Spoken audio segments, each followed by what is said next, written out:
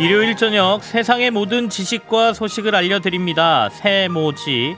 오늘은 과학 커뮤니케이터인 엑소 이선호 엑소플래닛 대표와 함께하겠습니다. 어서 오십시오. 네, 보고 싶었습니다. 지난번 나오셨을 때 우리 달 얘기 조금 나눴었죠, 네, 그죠? 달디단 달 얘기했죠. 네. 오늘은 주제가 조금은 무거울 수도 있는데 죽음과 관련된 얘기입니다. 네, 사실 죽음 하면은 네. 모두가 한 500년 살 것처럼 살지만 결국 다 겪는 게 죽음이잖아요. 그렇죠. 그래서 이 필연적인 우리가 모두가 겪게 되는 죽음에 대한 과학 이야기 재밌지 않을까 준비해봤습니다. 그래서 죽음이라는 게 네. 사실은 한편에는 굉장히 두렵고 네. 한편에는 저희가 알 수 없어서 두려운 거잖아요. 그러니까 죽으면 말을 못하니까 이미 경험한 사람들의 얘기를 들을 수가 없어서 궁금하기도 맞아요. 하고 이 두 맞아요. 가지가 같이 좀 섞여 있는 것 같은데요. 그러면 저의 첫 번째 궁금증부터 한번 풀어봐야 될 것 같은데 사람들이 죽는 순간 의식이 바로 사라지나요? 아니면 남아있나요? 이게 과학적으로 어떻게 되는지가 좀 궁금해요. 그래서 사실 많은 분들이 죽을 때 사람은 과연 어떤 기분을 느낄까, 뭐 우리가 죽을 때 뭔가 들릴까, 뭔가 보일까 이런 게 네. 궁금하잖아요. 근데 뭐 죽은 사람은 말이 없다라는 말이 있는 것처럼 네. 사실 이제 사망 판정을 내리는 게 뭐 심장이 멈추거나 이러면 그 사람 입장에서는 이제 죽는 사람 입장에서는 사실 뭐 말도 할 수 없고 네. 그리고 숨도 안 쉬어지고 또 눈을 뜰 수도 없잖아요. 보통은 그럼에도 불구하고 이렇게 죽는 순간 딱 심장이 멎으면은 모든 세포가 탁 꺼지듯이 다 이렇게 바로 죽는 건 아니거든요. 이 서서히 죽는다 그래요. 그럼 바꿔 말하면 우리가 볼 수 없고 죽는 사람 입장에서는 네. 냄새 맡을 수 없고 말할 수 없지만 최소한 청신경은 그래도 천천히 죽기 때문에 살아있다 그래요. 아. 그래서 뭐 천주교는 이게 사망 판정이 내려졌을 때도 한 2, 30분 동안 이제 찬송가 이걸 불러준다 그러고요. 네네. 오랫동안 청신경이 살아있기 때문에 뭐 몇십 분간은 좋은 얘기 들려줘도 좋다 뭐 이런 얘기도 있어요.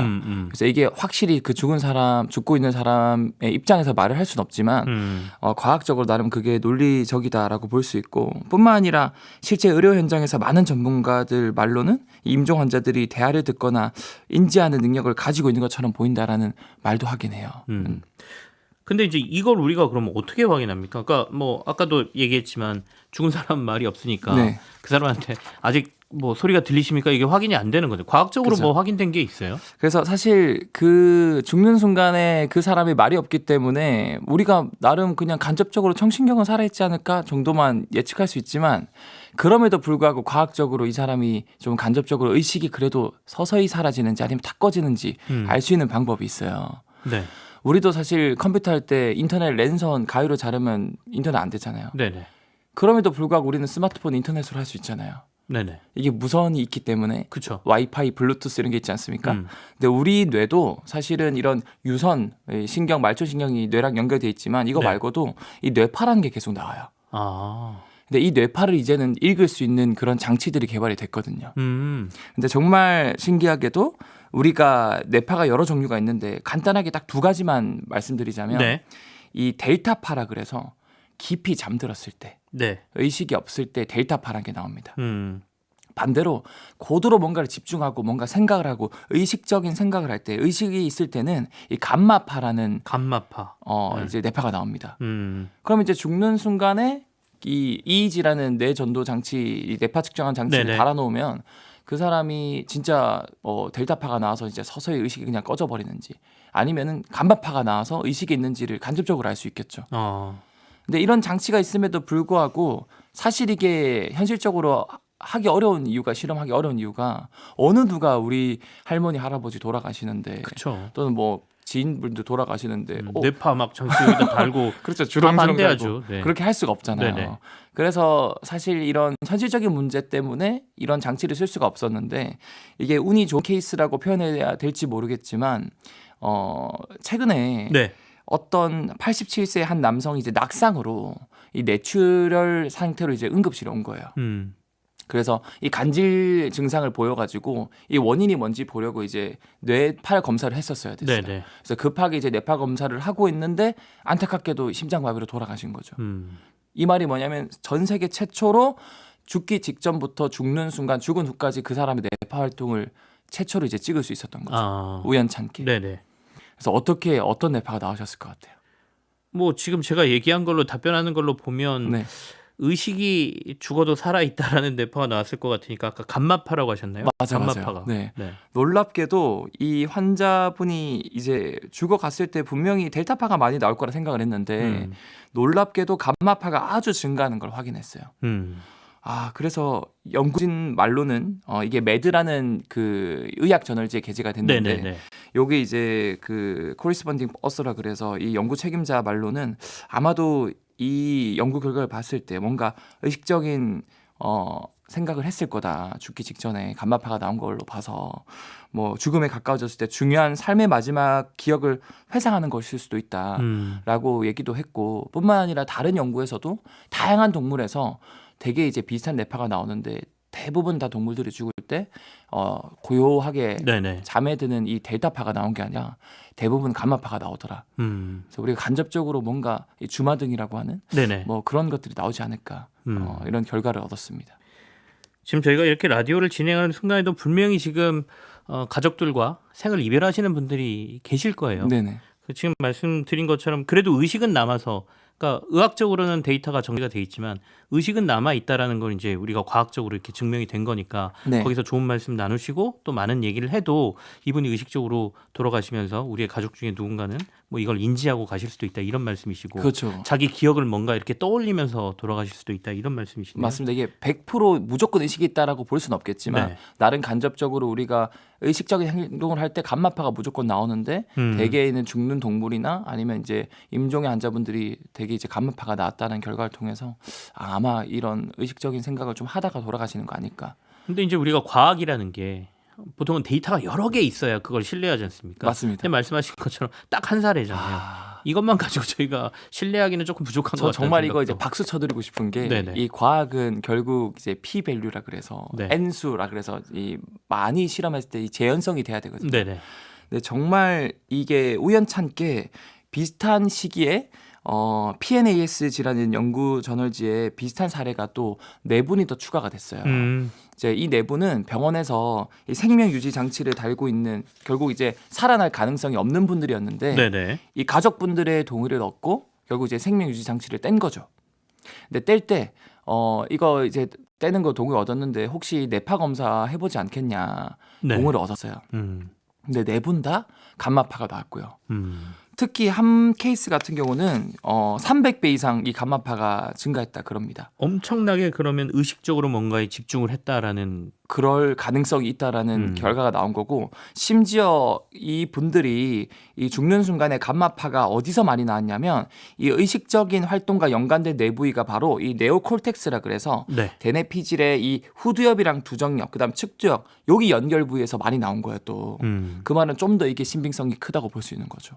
근데 우리가 이제 죽다 살았다라는 표현을 좀 쓰지 않습니까? 맞습니다. 실제로 약간 그 의학적으로는 그러니까 죽음의 판정을 받았다가 살아나신 분들이 있다고 해요. 맞아요. 뭐 잠깐 심장마비 왔다가 뭐 다시 살아나시거나 CPR 받거나 네네. 제세동기 받거나 그래서. 그러면 그런 분들에게도 이렇게 비슷한 뭐 뇌파라든지 이런 게 측정되나요? 이거 너무 훌륭한 질문이신데 실제로 이런 연구 결과가 있는지 봤어요. 네. 근데 미국 뉴욕대 그로스만 의대 연구팀이 2017년부터 20년대 사이에 이 CPR 심폐소생술을 받은 남녀 567명 중, 그러니까 죽다가 살아 돌아온 분들 네네. 중에서 이제 의식이 있는지 없는지 뇌파 검사를 해봤는데 실제로 의식이 있는 뇌파, 감마파라 그러죠. 그런 게 많이 발견됐다 그러고, 그 중에서 연구 대상자 중 20%는 이 심폐소생술을 받을 당시 뭔가 심체로부터 분리되는 인식 또는 이제 삶에 대한 뭐 깊은 생각, 네. 주마등이라 그러죠. 그런 네네. 회상을 했다고 그래요, 실제로. 그래서 이렇게 심장 마비가 왔다가 살아 돌아온 분들도 비슷한 그런 의식 활동이 있었다라는 결과도 있고, 또 실제 국내 뇌과학 한 연구소 박사님이 네네. 말하기는 이 세포가 죽기 전은 오히려 더 평온해지면서 준 게 아니고 평소보다 더 활발한 신호를 보내는데 이 기억을 담당하는 부분의 세포가 죽으면은 뭔가 환한 빛을 볼 수도 있구나, 또는 뭐 고도로 의식적인 생각을 할 수도 있다라는 주장도 하고요. 그리고 실제로 세포 레벨뿐만 아니라 사람도 이 회강 반조라 그러죠. 죽기 직전에 오히려 또 의식이 탁 또렷해지는 이런 그 사례도 많거든요. 그래서 이런 것들로 미루어봐서 충분히 이게 신빙성이 있다라고 볼 수도 있겠죠. 우리가 영화나 드라마에서 이렇게 뭐 죽거나 뭐 이럴 때 뭔가 빛이 이렇게 쫙 나오는 장면이 맞아요. 나오는데 네. 이게 전혀 비과학적인 건 아니군요. 맞아요, 실제로 맞아요. 과학에서도 약간 이런 순간에 빛을 보거나 뭐 세포가 더 활성화돼서 맞아요. 이런 현상들이 나타날 수 있다 이렇게 나와 있군요. 실제로 제가 그 세포나 줄기세포 이런 쪽에 연구를 오래 했는데 보통 이런 세포 레벨이나 아니면 이 조직 장기 레벨에서도 이스케미아 또는 인파크션이라 그래서 네. 이 허열 또는 경색이라 그러거든요. 이 산소가 순간 차단이 오래 안 되면 이 장기나 아니면 조직들이 서서히 바로 준 게 아니고 엄청나게 살려고 발버둥을 쳐요. 그래서 그런 발버둥을 쳐서 막 활성화가 되는데 아마도 뇌 부위에서 그런 활성화되는 과정에서 간접적으로 이런 의식적인 활동이 나오고 감마파가 나오지 않을까 이렇게 추측을 할 수 있을 것 같아요. 제가 어느 날 TV를 보다가 가족을 이별하는 장면 막 이런 걸 보는데 네. 너무 죽음에 대한 두려움이 생겼던 적이 있습니다. 그래서 그날 저녁 내내 죽는 게 두려워서 잠을 못 자는 상황을 한번 경험한 적이 있거든요. 네네네. 죽음이 갑자기 두려워서. 네. 그게 이제 결혼하기 전인데 네. 지금도 가끔 그런 경우가 한 번씩 찾아와요. 네. 그럴 때 이제 저희 앞으로 꼭 끌어안고 자면 조금 나은 아, 와이프에 대한 잠깐 사랑 고백 뭐 이런. 그렇죠. 그게 사실은 나름 과학적이에요. 왜냐하면 그래요?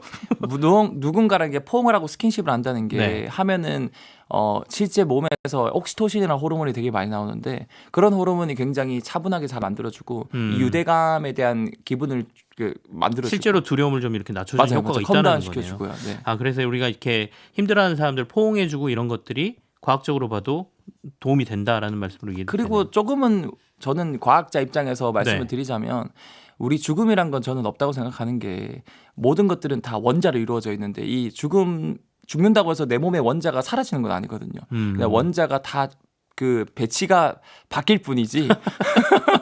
어떤 너무 모습으로 이거 바뀌느냐가 감성인 것 굉장히 같은데. 중요한 거 아닙니까?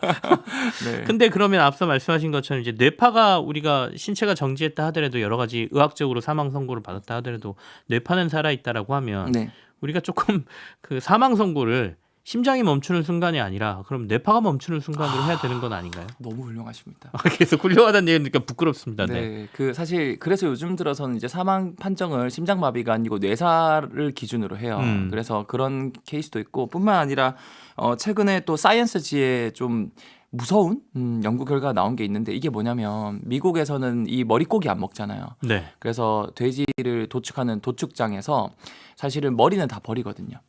그래서 이 머리는 따로 떼고 네. 이제 몸 부위만 이제 해체를 해가지고 뭐 오겹살, 삼겹살 뭐 이렇게 소시지 이렇게 팔지 않습니까? 근데 이 연구팀이 이제 사이언스지가 아닙니다. 죄송합니다. 네이처지에 게재된 내용인데 이 머리를 이제 32개를 이제 구해가지고 네.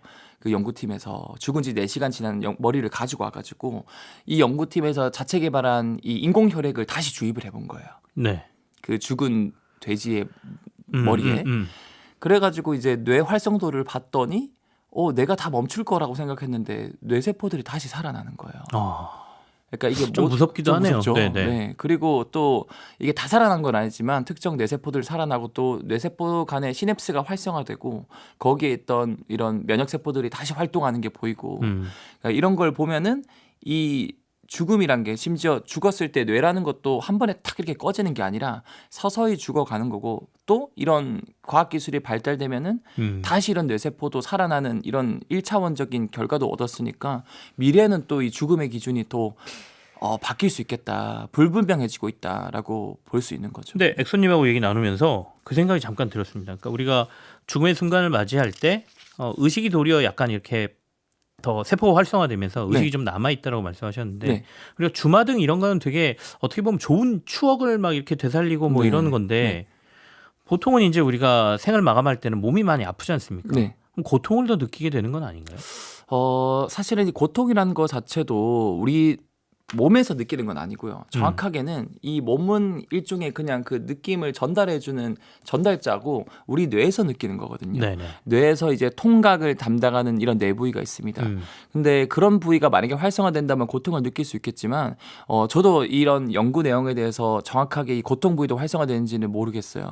근데 대개는 이런 활성화되는 부위가 고통 부위보다는 이런 추억을 회상하는 그런 부위 쪽으로 많이 활성화됐다 그러니까 머리가 선택적으로 네네네. 도리어 고통보다는 나의 추억을 더 되살릴 수도 있다 죽어갈 때. 네, 뭐 이런 그럴 말씀이시네요. 가능성이 있지 않을까라는 생각이 들기도 하고 또 우리가 뭔가 자전거 타거나 뭐 오토바이 타거나 그래서 막 진짜 사고 직전에 그런 상황을 네네. 맞이했을 때 많은 분들이 나 주마등 본 적 있다. 막 뭔가 다 스쳐가더라. 네. 이런 것도 일종의 우리 뇌 입장에서 뭔가 순간적으로 죽기 직전이니까 이 교감신경이 활성화되면서 뇌 입장에선 최대한 짧은 시간에 내가 살아날 경우의 수를 막 찾기 위해서 모든 뇌를 네. 스위치를 다 켜는 와중에 그런 주마등이 나오지 않을까? 뭐 이렇게 주장하는 과학자도 있어요. 앞서 말씀하신 것 중에 하나가 약간 그 죽음의 과정을 겪은 사람들이 네. 약간 유체 이탈의 경험을 한다라는 말씀 살짝 하셨잖아요. 네네네. 영혼이라는 게 무게가 있냐 없냐도 과학적으로 되게 논란거리 아닙니까? 이것도 굉장히 또 훌륭한 질문이십니다. 네네. 이미 그거는 100년 전에 이런 한 실험을 한 결과가 있는데 이 던컨 맥두걸이라는 의사분이요. 네. 죽으면 영혼이 빠져나가지 않을까? 그럼 영혼이 빠져나간다면은 분명히 영혼에도 무게가 있을 거야. 질량이 있을 거야. 그러면 초정밀 저울을 설치해서 네. 임종 직전에 환자분들을 한 6명을 데려와 가지고 동물이 없고 실험을 해봐요. 근데 평균적으로 6명이 다 죽어서 다 몸무게가 줄어요. 근데 그게 한 21g 정도 주는 거예요. 그러면 우리의 영혼의 몸무게는 한 21g 정도 된다. 그래서 우리 영혼의 무게는 21g이다라고 이제 던컨 맥두걸 과학자가 주장을 하는 네, 게 네. 거기서 더 재밌는 게 이제 대조 실험을 하기 위해서 이제 강아지를 15마리를 데려와 가지고 그때는 약간 동물 윤리법이 별로 없었어요. 그래서 그냥 강아지를 데려와서 죽인 거예요. 아이고야. 네. 근데 이제 저울을 쳐서 죽였는데 강아지들은 무게 변화가 없었던 거예요. 음. 이 사람만 영혼이 있구나. 이런 생각을 한 거죠. 근데 그게 사실은 결과는 그게 아니라 사람 같은 경우는 온몸에 땀샘이 있는데 죽는 순간에 순간적으로 이게 땀이 좀 흐른대요. 그래서 그 땀이 땀의 무게가 평균적으로 빠지는 거? 한 21g이고 강아지들은 사실 달리기 하고 나면 이렇게 헤헷거리잖아요. 네네네. 왜냐하면 강아지 땀샘이 없어요. 음. 그래서 이 입의 혀를 통해서 땀을 흘려내 보내거든요. 그 차이. 그러니까 강아지는 죽어도 땀이 흐르지 않는다. 결국에는 무게 변화가 없었던 이유는 땀샘이 없어서 그런 거다라는 걸 알게 됐고 알겠습니다. 결국 영혼은 없다라고 저는 생각하고 있습니다. 네, 과학자로서. 미니의 이은정님께서 다큐멘터리 한 프로를 방구석 일렬서 관람하는 것 같다라고 평가를 해주셨습니다. 네. 감사합니다. 지금까지 과학 커뮤니케이터 엑소와 함께했습니다. 감사합니다. 네, 감사합니다.